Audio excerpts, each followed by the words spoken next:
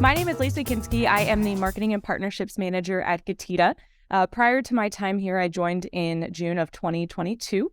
I actually worked in the supply chain industry. I joined in the middle of the pandemic, so that was an interesting time to join in July of 2020.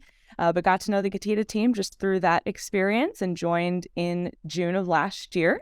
And really my role is to assist with any of the marketing initiatives for our team, attend any of the conferences. You guys have probably seen me at least a couple of shows, and also to build and strengthen the relationships with additional service providers in the industry that Getida partners with. Amazon auditing is kind of as it sounds. It's auditing your Amazon account, right? So audit is to do a deep dive comb through of everything, be sure that the T's are crossed, I's are dotted, and your information essentially as the seller matches Amazon's information. So when Getida is conducting an audit, we're looking for kind of 5 different categories. Now, there's nearly 30 different audit claim types that sellers could file for to get money back. But kind of the 5 main categories are going to be returns audit, warehouse audit, accounting audit, available inventory level audit, and shipping audit. So you can kind of see those as different facets of your business within FBA of where things could maybe go wrong that could cause sellers to have money back. So that's really what we're doing is we're screening their Seller Central account to ensure that everything is accurate and up to date in FBA.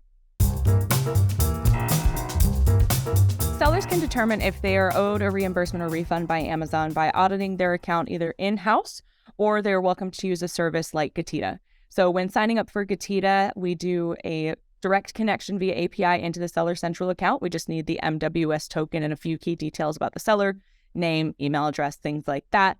And we'll conduct an 18-month look back. And on our dashboard, you'll actually see your initial potential recovery rate as we conduct that 18-month look back. And then after we kind of do the look back, we do a daily audit moving forward.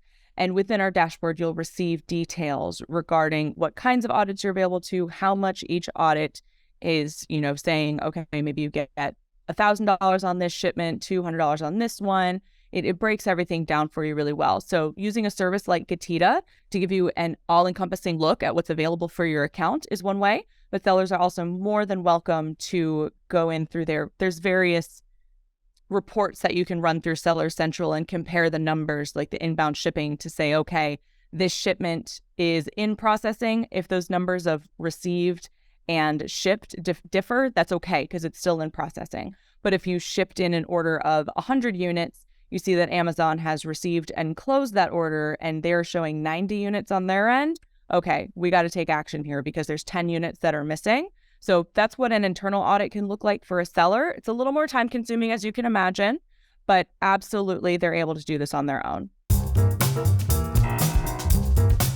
Some of the reasons that FBA might owe a seller you a reimbursement or a refund are going to be the common ones that I list are like lost, damaged, or wrongfully destroyed inventory. If there's any weights and dimensions issues, depending on how your item was scanned through their cubic scanning machine, it could be reading that it's maybe 2 inches larger than it is, putting you into the oversized category. So you would be owed reimbursement in that instance. Again, there's about 30 different FBA claim types. There's some that involve customer returns, removal orders, missing inventory. I won't go into them in depth, but there's about 30 different reasons that a seller could be owed money by Amazon. So the way sellers get money back from Amazon when they're owed is by filing a claim. Now, different claim types have different time periods. This is why Getida goes back 18 months on the initial audit because, some claim types have an 18-month window in which you can recoup those funds from Amazon. Some have 9, some have 3, some have 6. Just depends also on where you're located, if your store's in the UK or the US. But further, the key is going to be to file the claim. And sellers are able to file these claims on their own. And what's great about Amazon is it's written into their terms of service that sellers are owed back the sell price. So if you've run like a lightning deal or a promo code, there's certain math that goes into this of what is the current retail price of your item or your listing price, if you will. But they'll take like an average. But if you haven't changed your price in the last, I think it's 30 days, they will reimburse you the listing price less FBA fees for that item. So it's as though you sold the product, but you didn't have to spend any PPC on it. So it's a double win for the seller. So it's already written into the terms of service that they'll give you this money back. The key to it is just to find these discrepancies where they exist and to file the claim with Amazon. They will reach out to you on certain occasions if they find something that has gone wrong and reimburse you automatically. But there's so many boxes flying through those warehouses every day, right? And there's so many shipments coming in and out. Things are bound to be missed. And that's where services like Getida come in. Again, sellers are more than welcome to file the claims on their own. And if they have a really small team, they may be able to manage it, or maybe just a few orders. But kind of once they begin to scale up, it becomes a little more difficult to manage. So that's where Getida would come in. The 5 categories of audits are going to be returns audit, warehouse audit, accounting audit, available inventory level audit, and shipping audits. And you can imagine how those would each fall into your seller account. So I'm going to refer to some notes here. So your returns audit is going to be any issues with returns coming in from a customer that may be damaged, returns after 60 days. They were, granted a special return after the usual policy window, any return overcharges when an item was returned, maybe not refunded, things like that. Warehousing is going to be the ones that are most common and in sellers' heads about lost, damaged, destroyed, or a receiving discrepancy with the inbound shipment. The accounting audit, these are going to be issues where maybe the seller was billed more than the initial audit amount, so that would be credited more than charged. There's a seller fee audit that could be conducted to be sure that the seller is not being charged incorrectly for the weights and dimensions of the product. So that's that weights and dims that I spoke about earlier. There's chargebacks and not refunded. For the available inventory level audit, so if there's ever any missing inventory, or if a seller needs to conduct a removal order for, items that are missing inside of a removal order. So if you request a removal order for 100 units and you only get 90 of them back, obviously there's a discrepancy there and there's availability for a claim to be filed. And then finally, a shipping audit. If something was damaged by the carrier, if there was a removal order that was damaged or lost, inbound shipping damaged by carrier. So while shipping an FBA, the carrier has damaged the incoming inventory, So that's kind of I wouldn't call that high level, medium level overview, but we have some resources on our site that could outline that more clearly for sellers. It's a difficult question.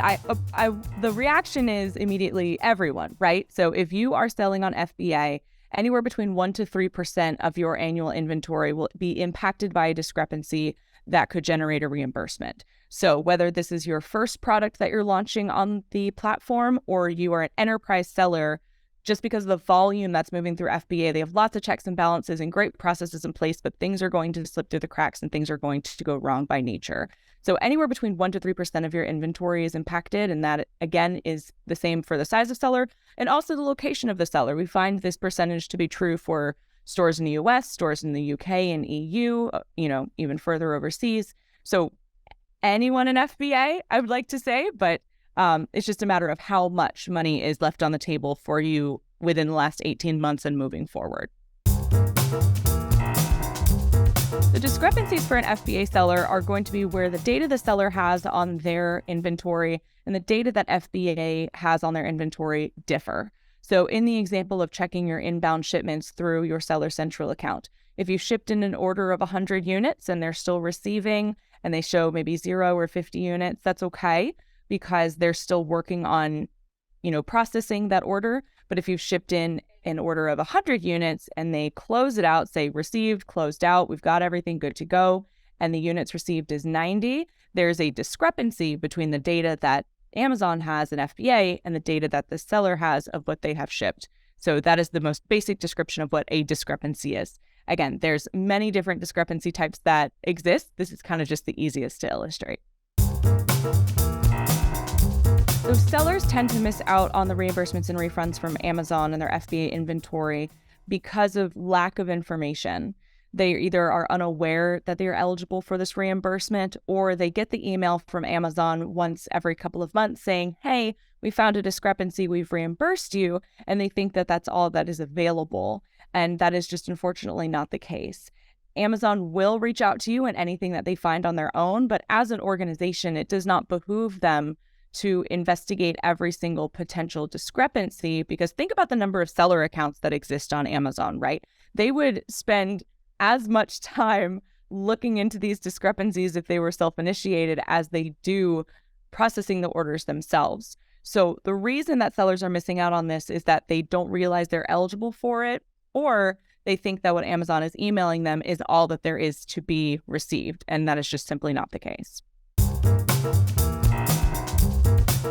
That's going to differ depending on the claim type, but in certain situations, Amazon will reach out to you for either a POP, a proof of purchase, or POD, a proof of delivery. So there's going to be certain documentation that Amazon needs to finish and file these claims and issue the reimbursement, but these are services that Getida and our team of claim specialists will be able to assist you all with.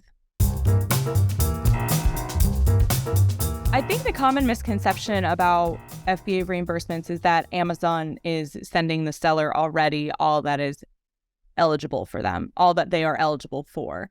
And that is just not the case. I think that would be the greatest misconception. My advice to sellers that are considering issuing claims for their reimbursements is to absolutely move forward with it as soon as possible. It doesn't matter whether you're launching your first product, if your store has been active 6 months or 4 years, you're eligible for reimbursements for up to 18 months back in your business. And that's going to make you more profitable overall. That's going to give you more funds to reinvest back into your business. And if you're looking to sell your business, that's going to help you significantly to increase your multiple. So doing your reimbursements won't necessarily get you from a 5X to a 6X, but that 5X will make a big difference if you're a $1 million business versus a $2 million business.